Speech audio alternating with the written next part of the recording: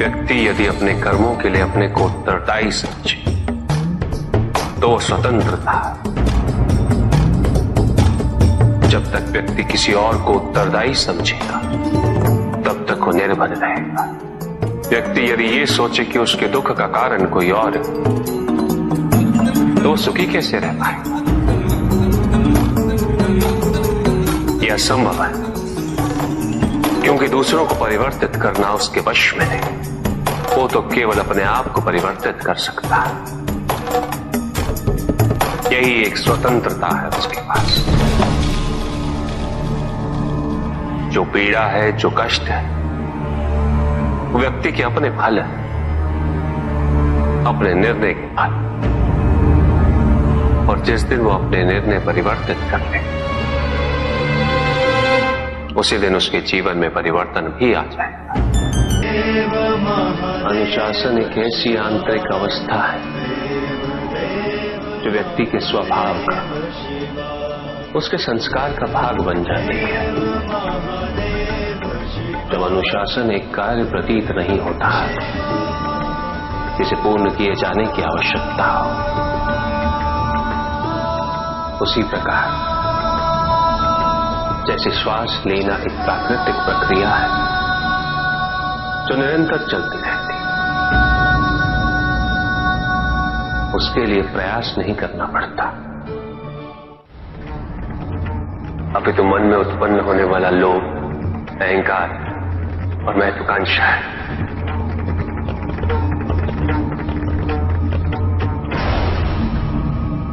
जो भी इन तीन भावों के अधीन हुआ है वो असुर। जब तक ये तीनों अवगुण इस संसार में रहेंगे, संसार पे कोई ना कोई संकट मंडराता रहेगा। संसार में एकता नहीं होगी, समानता नहीं, संसार विभाजित रहेगा, द्वंद्व होगा। जो शक्तिशाली है वो अपना वर्चस्व स्थापित करने का प्रयास करता रहेगा, जो निर्बल है उस पर सदैव अत्याचार होता रहेगा।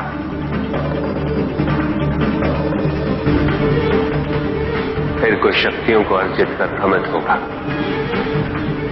स्वयं को ईश्वर समझेगा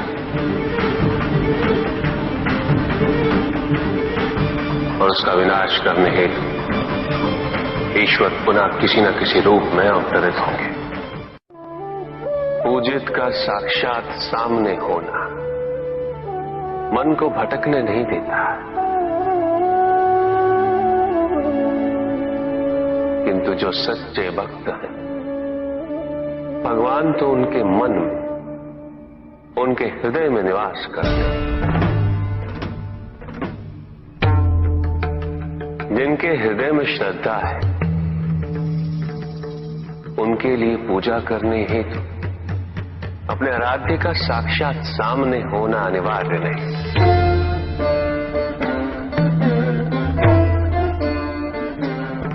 वो तो अपने मन के नेत्रों से प्रतिपल उनके दर्शन पा रहे हैं।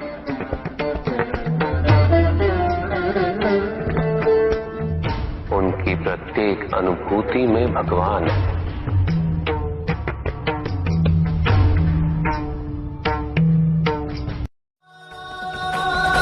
जीवन के महत्वपूर्ण 4 स्तंभ हैं: धर्म, अर्थ, काम और मोक्ष। चारों की महत्ता एक समान होती है।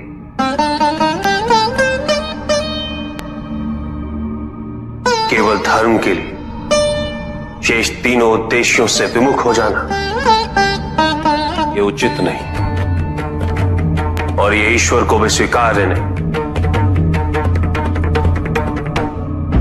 यदि केवल धर्म को महत्ता दी जाए तो संतुलन उत्पन्न होता।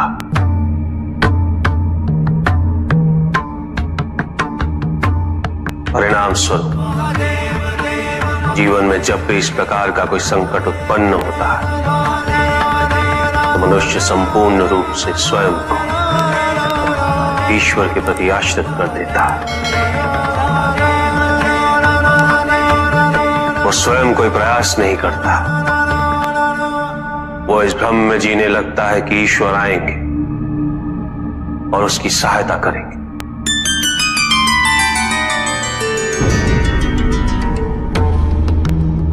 किंतु ईश्वर केवल उसी की सहायता करते हैं तो स्वयं अपनी सहायता करने का साहस करे, जो अपनी परिस्थिति को परिवर्तित करने का प्रयास करे।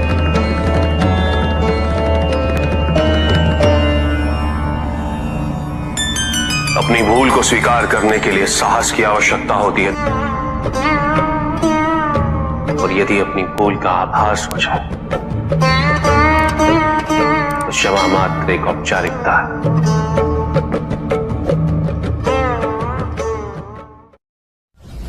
छल तुम्हारी अपनी इच्छाओं ने किया है, तुम्हारे हट ने किया है, तुम्हारी अपनी सोच ने किया है। ये रहस्य नहीं कि प्रत्येक आत्मा मुक्ति की इच्छुक होती है। जो मरता है वो है पंचभूतों से निर्मित शरीर।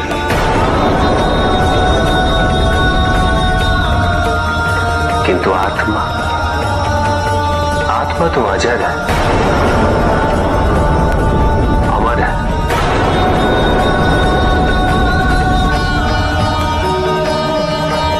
जिसकी यात्रा मोक्ष पर संपूर्ण होती।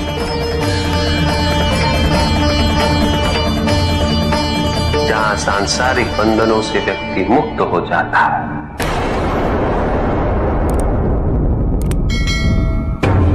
सारी इच्छाएं लुप्त हो जाती। किंतु तुमने तो कभी सत्य की खोज ही नहीं की। तुम तो सदैव उन तत्वों को ढूंढते रहे जो तुम्हारे अहंकार के पोषण हेतु आवश्यक थे।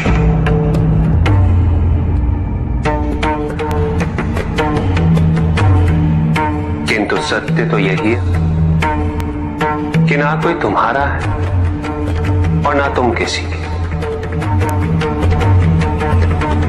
जो है वो परमात्मा का है,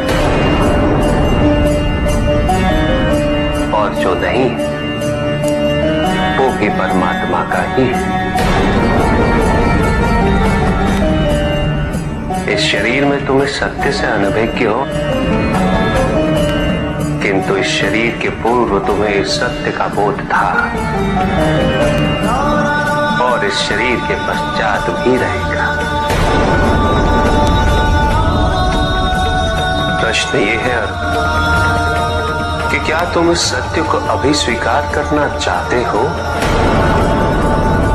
यदि करते हो तो परिवर्तन का मार्ग स्वतः प्रदर्शित हो जाएगा। आजीवन तुम प्रत्यक्ष को ही सत्य मानते रहे, परोक्ष सदैव महत्वहीन रहा।